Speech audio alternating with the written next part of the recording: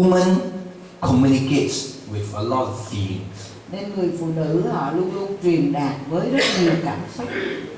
The second differences is the man is very direct. Rồi điều khác biệt thứ hai là người nam thì hay nói thẳng. The woman is indirect. Còn người phụ nữ thì nói vòng vòng hơn. Suppose today is her birthday. Giả sử như hôm nay là ngày sinh nhật của bà ấy. So you reach home. Nên bạn đi về nhà. She will ask. Thì bà ấy sẽ hỏi. Honey, what's the date today? Mình ơi, hôm nay là ngày gì? You better know. Thì bạn phải nên biết. Because it's her birthday. Nên nhớ là hôm đó là hôm nay là ngày sinh nhật của vợ mình. But the man will think, yeah, today is her birthday, but why is she asking what's the date today? Thì người nam thì có thể nói là đây là người sinh nhật của bà ấy, nhưng mà tại sao lại hỏi là hôm nay là ngày gì? But that's how she communicates. Nhưng mà cách vợ truyền đạt cho chồng là nói như vậy. So this man was saying it was their anniversary. Và rồi người chồng sẽ nói là hôm nay là hôn nhật của mình. So he had a bad experience. Và anh này đã kinh nghiệm một cái điều rất là tồi tệ. Because the wife says, honey, what's the date today? Vì khi người vợ hỏi ông là anh mình ơi, hôm nay là ngày gì? He forgot it was their anniversary, wedding anniversary. Thì anh ấy quên mất là ngày hôn nhật của mình. So the wife got so mad, so angry. Nên người vợ quá giận, quá tức mình. How can you forget our anniversary? Làm thế nào mà anh có thể quên cái ngày cưới của mình được? So the man said, Nên người nam trả he lời. told me, do you know how to remember your anniversary? Nói bạn có biết làm sao để mà nhớ cái ngày hôn nhật của mình không? You just need to forget it once. Bạn muốn bạn nhớ đó là bạn chỉ cần quên một lần là sau đó bạn nhớ luôn. You forget it once, you get so angry with you remember it for the rest of your life. Bạn quên ngày đó một lần là vợ bạn quá tức mình, là từ đó trở đi bạn nhớ luôn, không quên nữa. Well, their mind is wired like that. Và cái tâm trí của người vợ mình là như vậy. Okay. So another difference is man is insensitive. Và một sự khác biệt nữa là người nam họ không có nhạy cảm. Woman is sensitive. Còn người nữ rất là nhạy cảm. So men speak very logically in a very insensitive manner. Nên người nam thường nói một cách đầy lý trí và trong một cung cách rất là không có nhạy cảm. And women can get hurt very easily. Và người phụ nữ có thể bị tổn thương một cách dễ dàng. So another difference is men short and sharp. Một cách nữa là người nam họ rất là chính xác và rất Women là talk a lot about details.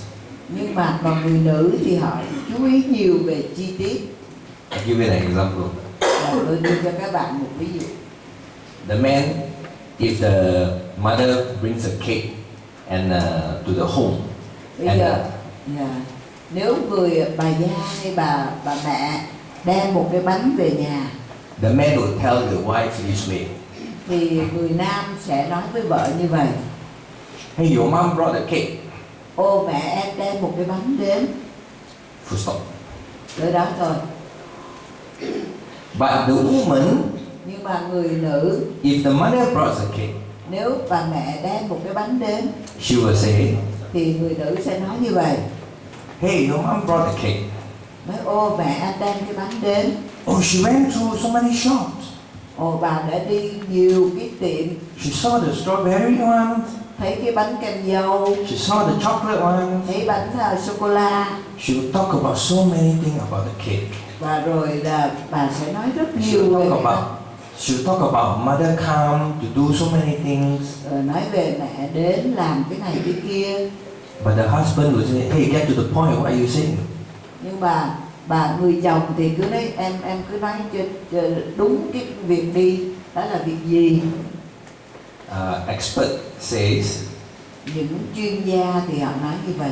Each day, Mỗi ngày we have a quota of about 50,000 words to speak. chúng ta thường là có thể nói 50.000 từ. So men, we go out to work. Nên người nam đi ra làm việc, We talk and talk and talk. chúng ta nói chuyện rất nhiều. Meetings, we talk. Trong các buổi họp chúng ta nói nhiều. Talk to coffee tree, we also talk. Có khi cũng nói chuyện với cây cà phê nữa. So every day we spoke 50,000, maybe more than 50,000 words. Nên mỗi ngày chúng ta nói 50 từ, có khi hơn 50.000 từ, có khi hơn 50.000 từ nữa. But our wives, Nhưng mà còn những người vợ của chúng ta, each day when we go out, mỗi ngày khi chúng ta đi ra khỏi nhà, she only say, honey, I love you, okay? Honey, I love you, okay? 5 words. thì người vợ chỉ nói có mình ơi, em yêu mình, được rồi, là mới có 5 từ, 7 từ thôi. So she has a quota of 49,995 words. Nên bà vẫn còn số còn lại là 45.990 mấy từ chưa nói, Not spoken yet. chưa được nói ra. So when you come back, Vì vậy khi bạn về nhà she wants to talk. thì bà muốn nói, Her quota is not met yet. vì là cái số từ của bà phải nói trong ngày nó chưa nói. So when we go home, can we listen? Nên khi bạn về nhà bạn có thể lắng nghe vợ được không? It's not easy, right? Nó không dễ. Well, so these are the differences how a man and a woman communicates. Nên đây là những cái khác biệt về thế nào một người nam, người nữ truyền đạt với I nhau. have to go quite fast because I have only 20 minutes. Và giờ tôi phải đi nhanh hơn.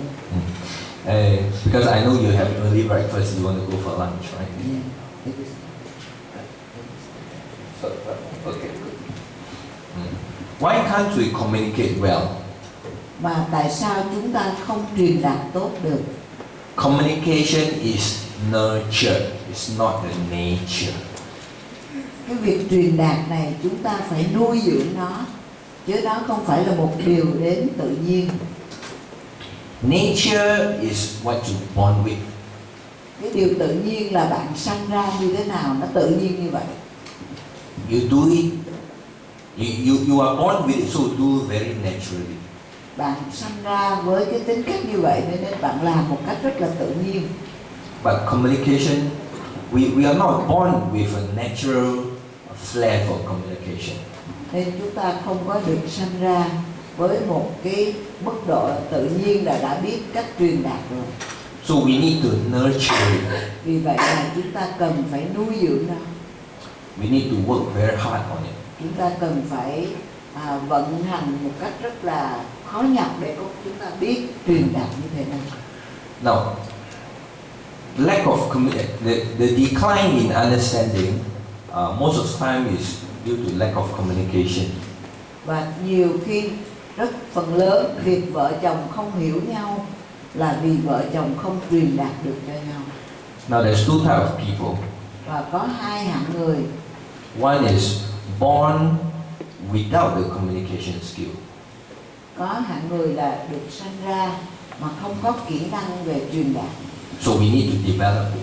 Nên chúng ta phải phát huy cái kỹ năng đó. There's another type of people. Rồi cũng có một hạng người khác. Born with a very gifted communication skill. Được sanh ra với được ban cho cái kỹ năng về truyền đạt rất là giỏi, rất là hiệu quả. To be able to communicate well, và để chúng ta có thể truyền đạt cho người khác một cách dễ hiểu, it's a big advantage in life. thì đó là một cái điều lợi ích rất lớn ở trong cuộc đời. He may be able to win over a beautiful lady. Người đó có thể chinh phục được một người nữ rất xinh đẹp. Because he speaks very well. Vì người này nói năng rất giỏi. But if this person nhưng mà nếu người này choose not to be truthful, đã chọn là không chân thật, then we have a bigger problem. thì người đó sẽ phải đối diện với một nan đề lớn hơn. Right. So, but I think most of us are born without the communication skill. Nhưng mà tôi nghĩ rằng phần lớn chúng ta được sanh ra mà không có cái kỹ năng truyền đạt. So we always pray that God will help us to develop it. Nên chúng ta ai nấy đều cầu nguyện để xin Chúa giúp đỡ chúng ta phát huy cái kỹ năng truyền đạt này. And this is a daily practice. Và đây là một cái sự tập tành mỗi ngày.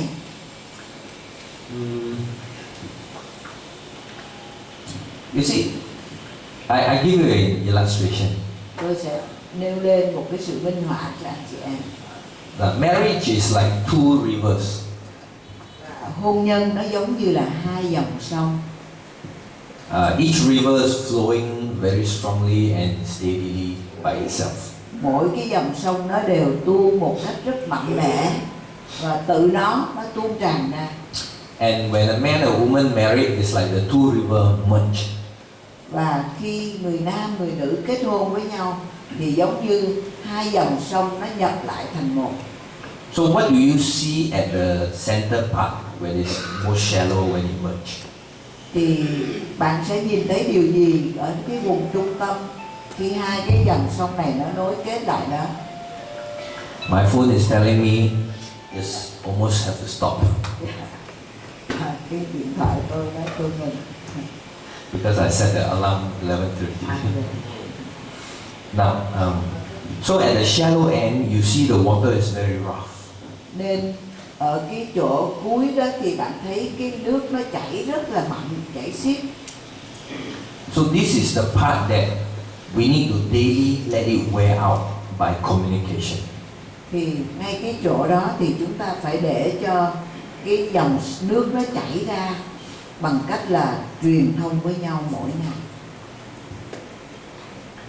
So as we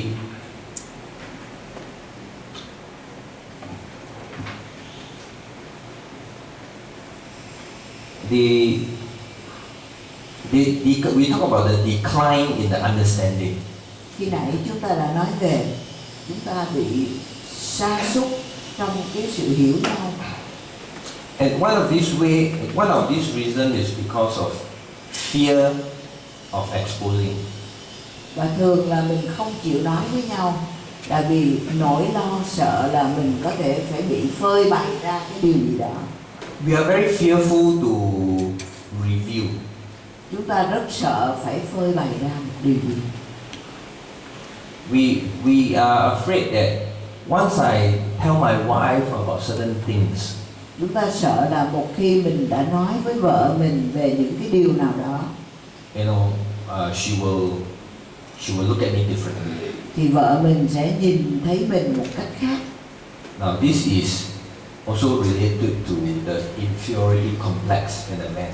Và điều đó cũng vì cái nỗi bất an về cái mặc cảm tự ti ở trong người nam. Inferiority complex came from a poor self-image.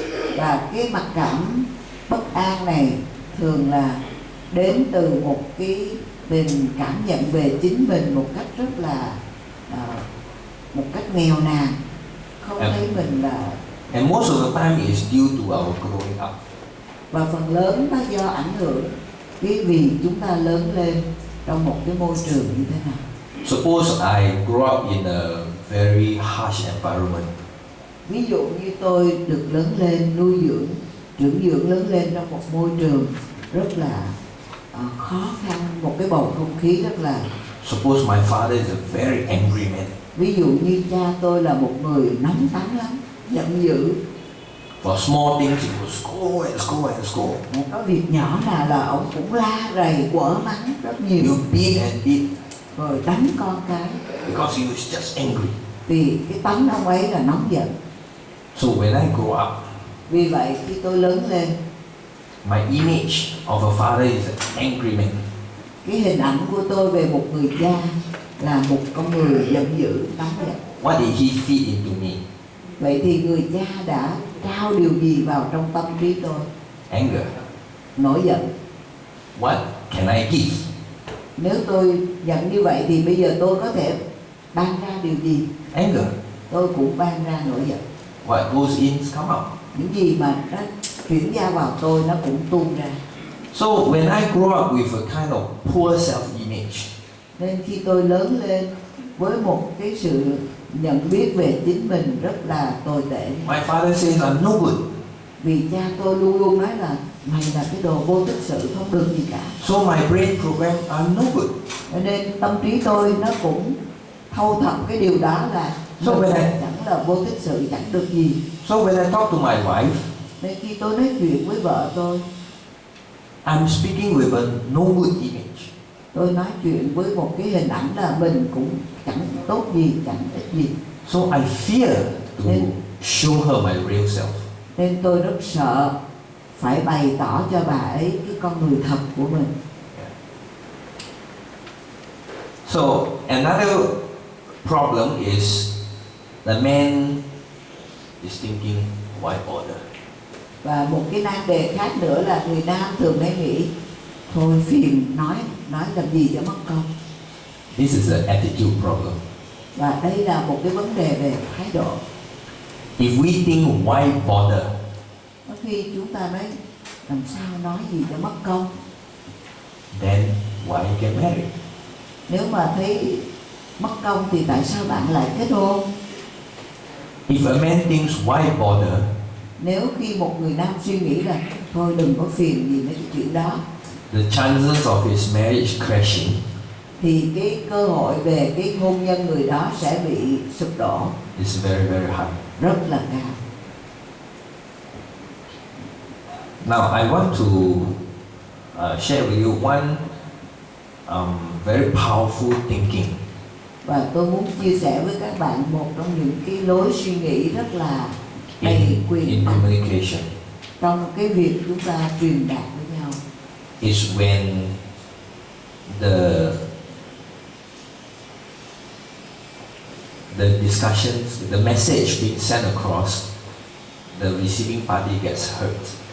Đó là khi chúng ta nói chuyện và khi chúng ta chuyển giao một cái thông điệp nào đó và cái người nhận bị tổn thương. We say an offense is taken, is not given. Và một cái sự tổn thương đó họ nhận lấy chứ không phải là được ban ra. For example, bây giờ ví dụ, our wife offended us, say something offensive to us.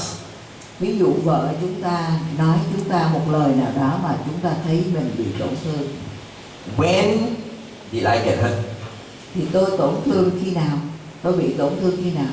Is when I take it. Là khi tôi nhận lấy cái lời đó. It's not when she gave it. Chứ không phải khi vợ mình nói. So, if she says something offensive, nếu bà ấy nói một lời nào mà có cái chỉ trích mình chẳng hạn, but I don't think so, nhưng mà tôi không nghĩ như vậy, did I get hurt? thì tôi có bị tổn thương không? No. Không. So I choose to manage my emotion. Nên tôi chọn quản lý cái. So this will help us in our husband and wife communication a lot. Nên cái điều này nó sẽ giúp đỡ cho chúng ta trong cái sự truyền thông giữa vợ chồng với nhau rất nhiều. So most of us men, nên phần lớn chúng ta những người nam, we grew up in very difficult environment. Chúng ta lớn lên trong một cái bầu không khí rất là khó. Our families were poor. Có thể gia đình chúng ta nghèo. Father goes out to work every day so long. Người cha thì đi ra ngoài làm việc rồi mỗi ngày rất là lâu. You morning get up, you don't see him. Sáng sớm thức dậy đã không thấy ổng rồi. Evening when you sleep, you still don't see him. Rồi khi tối về bạn ngủ rồi, cha của mình cũng chưa về, cũng không thấy ổng. So we grew up in very difficult environment. Nên chúng ta lớn lên trong một cái bối cảnh rất là khó khăn. So how do we learn how to communicate? Nên làm thế nào mà chúng ta học biết được cách truyền đạt cho người khác đấy? So how do we manage emotion? Rồi làm sao để chúng ta biết cầm giữ cái xúc cảm của mình? Maybe weekend, Saturday and Sunday I see him back. Có thể ngày cuối tuần, thứ bảy, chủ nhật gì đó mình thấy ổng. Then we say monkey see, monkey do.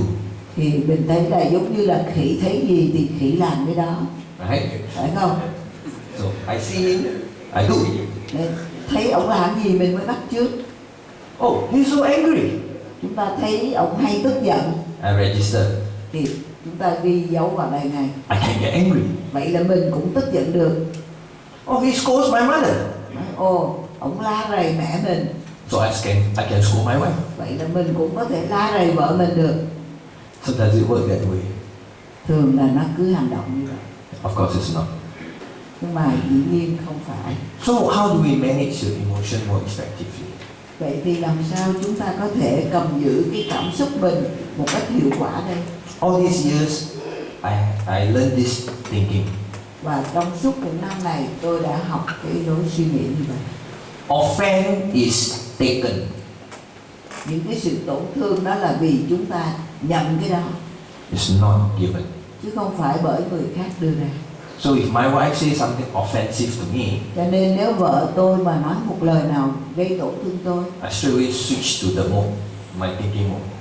tôi ngay tức khắc tôi chuyển qua cái lối suy nghĩ của tôi. So I process. Nên tôi lập trình. Am I like that? Mình có giống như vậy không? If I conclude, Nếu tôi kết luận no, she's wrong in her assessment. không, vợ mình nhận định như vậy là sai, I don't have to be upset. thì tôi không cần gì phải tức giận hết. It's what she said.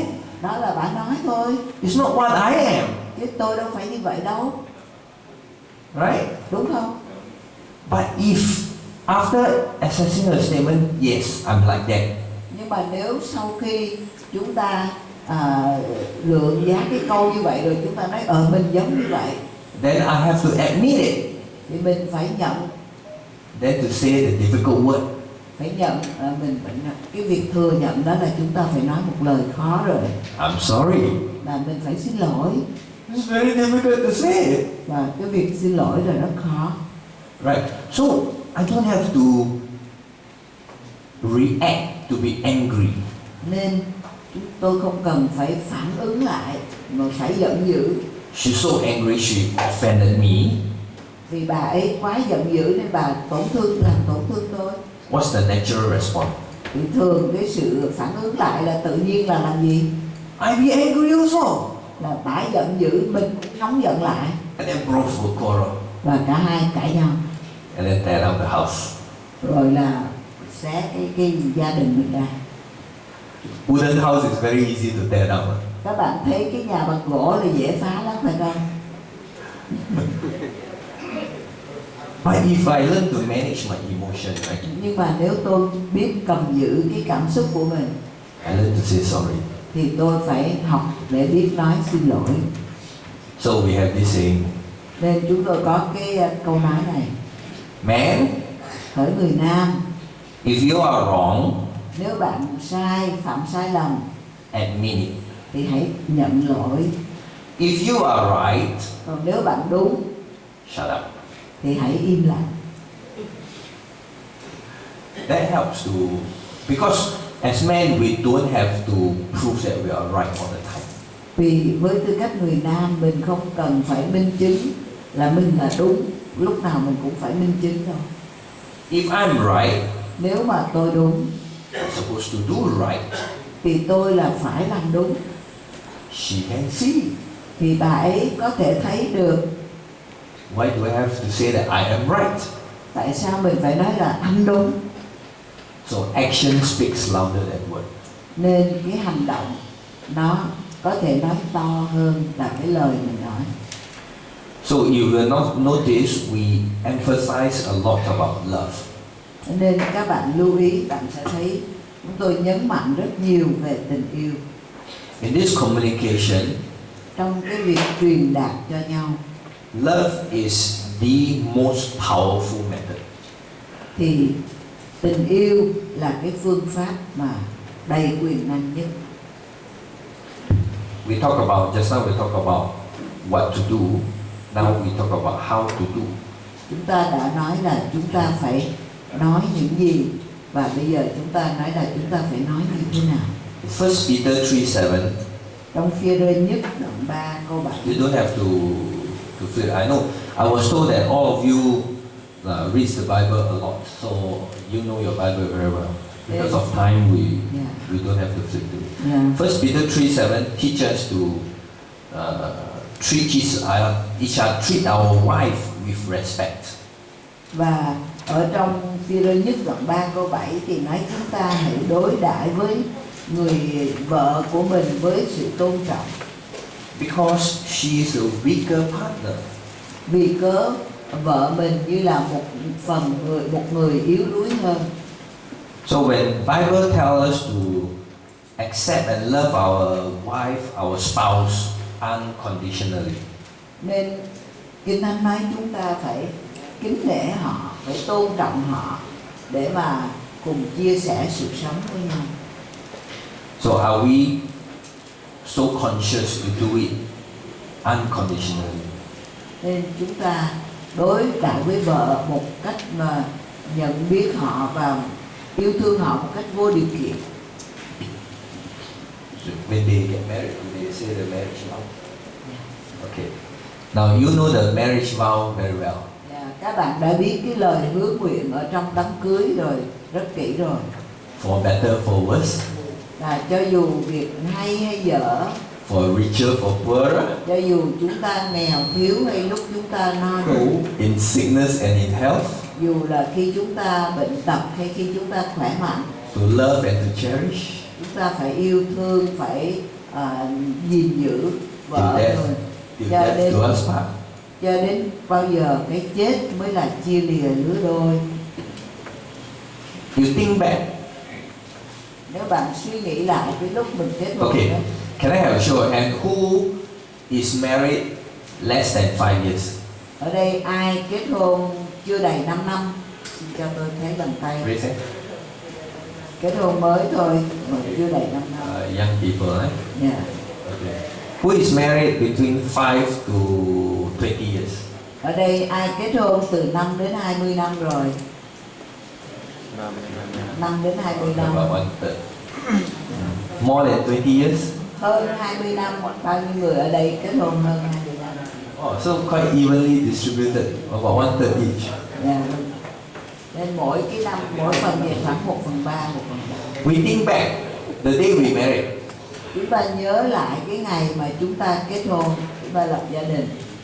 We stand in front of our spouse. Chúng ta đứng đối diện với người vợ của mình. To say the marriage vow. Và nói lời hứa nguyện.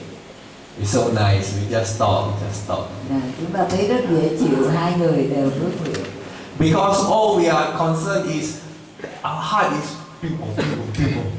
Vì lúc đó tất cả chúng ta quan tâm chỉ là tim hai người đều đập mạnh hết. Are you really saying the marriage vow? Vì chúng ta đã nói cái lời hứa nguyện của hôn nhân. We are talking. Chúng ta nói ra thôi.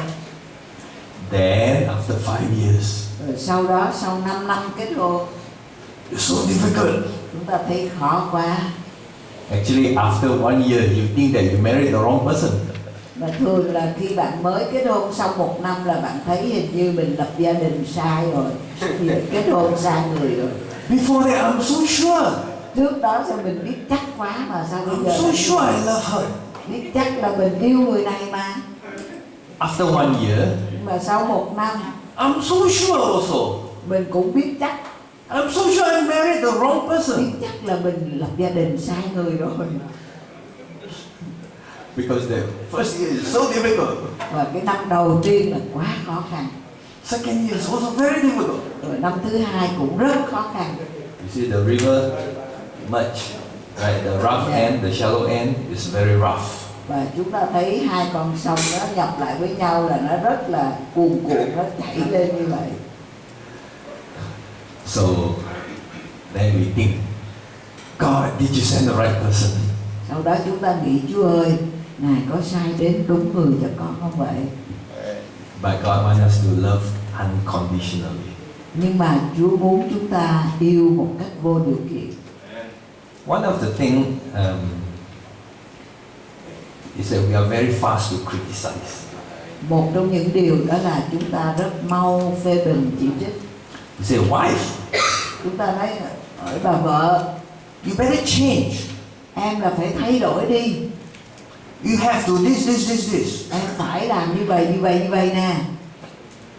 The wife also says the same. Người vợ cũng nói y như vậy với chúng ta. What do you think you are? Anh nghĩ anh là ai? You better change. Anh phải thay đổi đi. You are 1, 2, 3, 4, 5, 6. Your list is longer than mine. Và anh phải làm vậy nè, cái danh sách anh phải làm còn dài hơn em nữa. So we are very fast to criticize. Nên chúng ta rất nhanh chóng để phê bình chỉ trích. And to say, you must change. Và chúng ta nói là anh phải thay đổi. You see when I point, Các bạn thấy khi tôi chỉ như vậy, one finger goes to you. là một cái ngón tay đi tới bạn. I got 3 fingers pointing to me. Còn 3 ngón tay còn lại là chỉ về tôi. So I should be pointing to myself. Nên Not tôi, you, it's me. nên tôi phải chỉ về tôi mới đúng, chứ không phải em mà là tôi. So, but we are so fast. But Jesus said, Matthew 7:4. Nhưng Chúa Giêsu Ngài nói trong Ma-thi-ơ đoạn 4, Why do we want to take out the speck on my brother's eyes tại sao các ngươi muốn lấy cái rác ở trong mắt của anh em mình, when I have a big plank in my eyes? trong khi mình có cả cây đà ở trong mắt mình? First, remove the big plank from my eyes. Trước nhất hãy cất cây đà khỏi mắt mình Then ra. I can remove the little dust that's on his Và lúc eyes. đó mới thấy và lấy cái rác, cái mẫu nhỏ rác ra khỏi mắt anh em mình được. So to be practical, to love our wife unconditionally, Nên để chúng ta có thể yêu thương vợ của mình một cách thực tế, một cách vô điều kiện, is to learn the intimate way of communication. là chúng ta phải học cái cách truyền đạt một cách rất là riêng tư.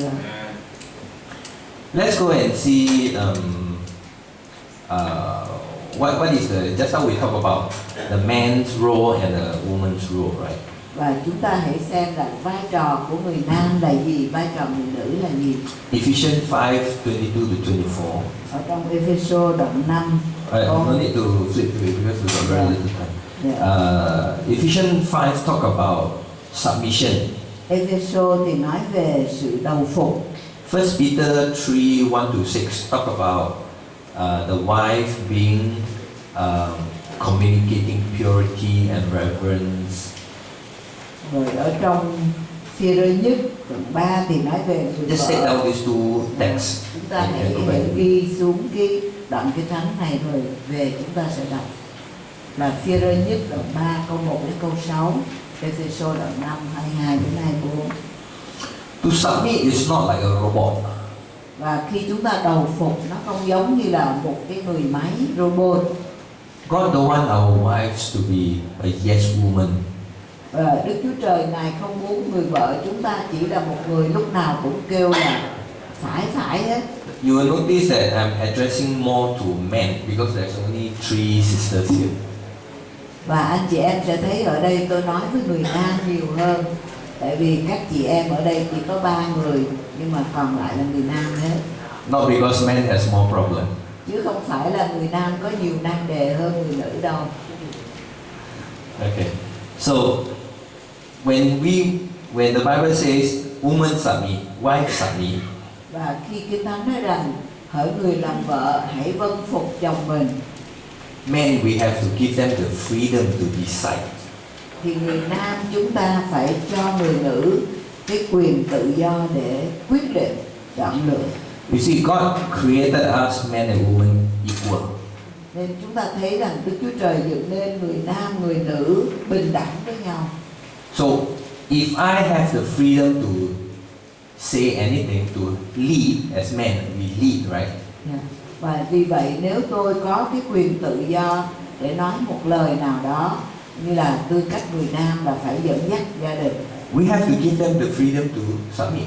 thì chúng ta cũng phải trao cho người vợ cái quyền tự do để mà đầu phục. She decides to submit. Và người vợ chọn lựa là đầu phục. We cannot force her to submit. Chúng ta không thể ép buộc bà ấy đầu phục được. Now I want to compare with you what the proverb says about woman, right? About wife. This is a negative one. Yeah. You take down these verses, you go back and read and we laugh over it. Và tôi sẽ đưa cho các bạn những cái điều mà tiêu cực về những câu Kinh Thánh nói về tiêu cực về người nữ ở trong Châm ngôn đó. Proverbs 21:9. Châm ngôn đoạn 21 câu 9. It says Proverbs 21:9, Proverbs 12:4, Rồi Châm ngôn đoạn 12 câu 4. and Proverbs 27:15. Rồi Châm ngôn đoạn 27 câu 15. The illustration is very comical. Và những cái sự minh họa ở đây nó mang tính rất là khôi hài. It says a quarrelsome wife Nói một người vợ hay cãi cọ. A quarrelsome wife is better for a man to live on the corner of the roof. Ở đây là thà ở nơi xó góc nhà còn hơn là ở với một người đàn bà hay cãi cọ. So I better climb to the roof to hide in the corner than to hear to my quarrelsome wife. Nên thà tôi phải trốn lên cái nóc nhà ở trong cái xó đó, còn mà ở đó còn hơn là ở với bên cạnh một người vợ hay cãi cọ. And a quarrelsome wife is like a leaking roof. Và đấy, người vợ mà hay cãi cọ giống như là cái máng xối nó chảy giọt, cứ giọt tóc qua. So, but we want to see that in 1 Peter 1:3, 1 Peter 3:1-6, the Bible talks about a woman shows her inner beauty. Yeah. Và nhưng mà chúng ta thấy trong Phi-rơ nhất đoạn 3 câu 1 đến câu 5 thì nói về cái a quiet spirit. Trong một cái tâm linh yên tĩnh của người vợ. And she's gentle, Mà người vợ rất là mềm mại, respecting the husband. là tôn trọng người chồng. And this type of woman, Và cái người phụ nữ như vậy, you see in Proverbs 31. bạn thấy người nữ đó ghi ở trong Châm ngôn đoạn 31. A Proverbs 31 woman is active, Và Châm ngôn đoạn 31 nói những nét tích she's cực. creative, Người người nữ này rất sáng she's tạo, wise. người rất khôn ngoan. So how do we bring up as men to lead our wives to be this kind of woman? Và để làm sao chúng ta có thể nuôi dưỡng lên những người nam có thể dẫn dắt những người vợ rất là tốt đẹp như vậy. It's all about communication and communicating well to build Tất our cả đều spouse. dựa vào việc chúng ta truyền đạt rất là tốt đẹp để mà xây dựng người vợ mình lên. Okay, I'm going to skip and see.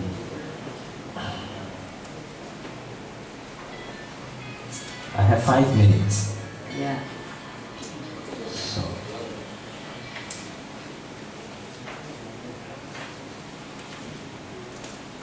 Okay, just now Pastor talked about don't let the sun go down Yeah. Khi nãy ông mục sư có nói chúng ta on your là anger. đừng có để mặt trời lặn mà chưa có làm hòa lại với nhau, vẫn còn căm giận. Meaning we're going to settle the issues within the day. Nghĩa là chúng ta phải giải quyết mọi cái vấn đề giữa vợ với chồng ở trong ngày. Anger is a God-given emotion. Và tức giận là một cái cảm xúc mà Chúa ban cho chúng ta. Ephesians 4:26. Trong Ephesos đoạn 4 câu 26, It says that anger is not a sin. nói rằng sự tức giận đó không phải là một tội lỗi, But nhưng mà anger can give the devil a foothold. cái sự căm giận đó có thể cho ma quỷ một cái cơ hội, giống như một cái bàn chân của nó chen vào trong tâm lòng chúng ta. So it doesn't mean that go back you can scold your wife. Nên điều đó không có nghĩa là khi bạn đi về bạn có thể quở trách vợ bạn. You can get angry with your wife. Bạn có thể tức giận với vợ bạn. No. Không phải như vậy. But anger, if she's doing something, okay, for example, all of you, most of you live in a farm. Ví dụ phần lớn các anh chị em là sống trong nông trại. You have well, Chúng ta có những cái giếng, and well can be very dangerous. và cái giếng đó có thể rất là nguy hiểm. So if you come home, Nếu khi bạn về nhà, and then you saw the small child is trying to take water from the well, bạn thấy đứa con nhỏ của mình cố gắng muốn lấy nước dưới giếng, and if your wife look at it and never do anything, Và nếu vợ của bạn nhìn như vậy mà không làm gì hết, you'll be very angry, thì right? bạn sẽ tức giận lắm, phải không? Why are you doing this thing? Nói sao em làm như vậy? Now, that kind of anger is not a sin. Thì cái loại tức giận như vậy nó không phải là tội. You are fearful that the child will drop in and drown. Vì bạn sợ đứa trẻ nó sẽ rơi, bị chết đuối dưới cái giếng đó. So you get angry. Why are you allowing the child to do that? Nên bạn la vợ, bạn nói là tại sao em để cho nó làm như vậy? So this is addressing the issue. Nên đó là khi chúng ta ngăn cản đến cái vấn đề đó. But anger, we know. Who never get angry? Ở đây có ai không bao giờ tức giận không? We all get angry, right? Tất cả We chúng all ta get tức angry giận. in the right way, the wrong way, in so many ways. Chúng ta có lúc tức giận đúng, có lúc tức giận sai, nhiều. How do we manage this anger? Để làm sao chúng ta có thể cầm giữ cái nỗi tức giận này? One way is count from 1 to 10. Một cách để cầm giữ đó là bạn đứng đó, bạn đếm 1, 2, 3, 4 Angry, cho you đến want to 10. shout. Vì bạn đang tức quá, bạn muốn la lên rồi, So you control yourself. nên bạn ráng giữ miệng mình lại. You count 1, 2, 3, 4, 5, 6, 7, 8, 9, 10. 1, 2, 3, 4, 5, 6, 7, 8, 9, 10. They go down a little bit. Xong bạn thêm dịu lại. They tell yourself, talk, don't shout. Thì bạn mới nói chính mình, nói chuyện đi chứ đừng có la hét. So we express. Mà chúng ta biểu lộ ra. We express. You see, the tone is very important. Nên các bạn thấy là cái giọng điệu của bạn rất là quan trọng. I talk louder, she thinks that I'm angry. Và nếu tôi nói to hơn thì bà ấy sẽ nghĩ rằng tôi tức giận. Right? So we learn to express. Nên chúng ta học biết cách biểu lộ chính mình. Of course, when the day is end, we settle. Và dĩ nhiên là khi cuối ngày rồi, chúng ta giải quyết rồi, We confess to one another. chúng ta xưng nhận lỗi với nhau. We confess to God. Và chúng ta xưng nhận lỗi với Chúa. So a couple that pray together stay together. Nên một đôi vợ chồng nào mà cùng cầu nguyện với nhau thì sẽ ở được với nhau. So when can a Christian be angry? Vậy thì khi nào một Cơ đốc nhân có thể tức giận được? When he's directing at something evil or something wrong. Đó là khi người đó đề cập đến một cái điều xấu xa, một điều gì sai trật đó, người đó có quyền tức giận. Anger must not be communicated with hatred. Nhưng mà sự tức giận đó không nên truyền đạt với cái lòng ghen ghét. It must be controlled, Nhưng mà nó phải được kiểm soát. not heated. Nó không có bị nóng giận lên. Okay. It's already 12 o'clock. Bây giờ One last point before we go. và một điểm sau cùng trước khi chúng ta nghỉ, Listen more, speak less. đó là chúng ta hãy lắng nghe nhiều hơn và hãy nói ít hơn. This is to listen more is not an easy thing. Và việc chúng ta chịu lắng nghe nhiều hơn đó không phải là việc dễ. We are always so fast to speak our mind. Vì chúng ta thường rất nhanh nhạy để mà nói ra những gì mình suy nghĩ. And if we are so fast to speak our mind, Và nếu chúng ta quá nhanh để nói ra những gì tâm trí mình nghĩ, we cannot listen to what our spouse is saying. thì chúng ta không thể nghe được những gì vợ mình đang nói. So this is one area to be very conscious.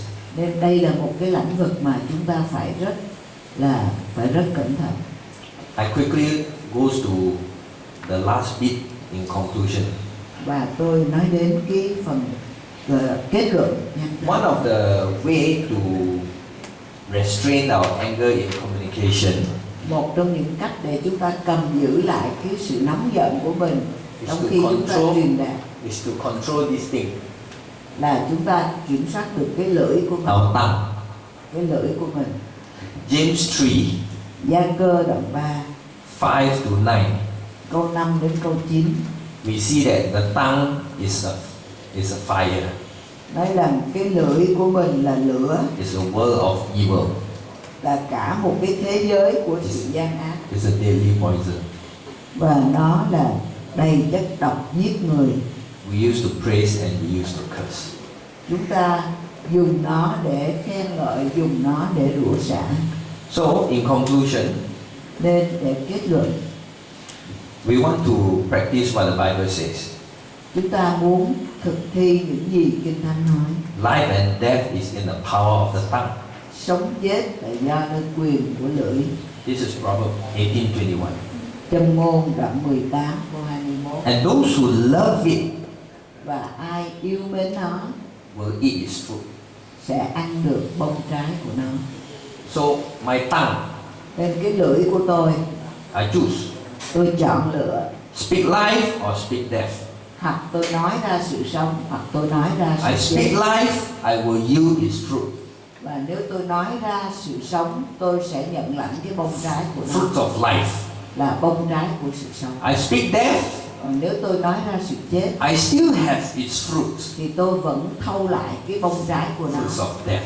nhưng là bông trái của sự So, chết. in conclusion, Nên để kết luận, when we communicate khi chúng ta truyền đạt with our spouse, với người vợ của mình, we choose chúng ta chọn to speak life để nói sự or sống to speak death. hay là nói sự chết. Both way, Cả hai cách đó we will yield its fruit.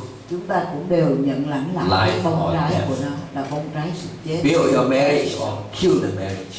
Bạn có thể xây dựng hôn nhân của mình hoặc là hủy hoại hôn nhân của mình. Thank you very much. Cảm ơn anh chị em rất nhiều.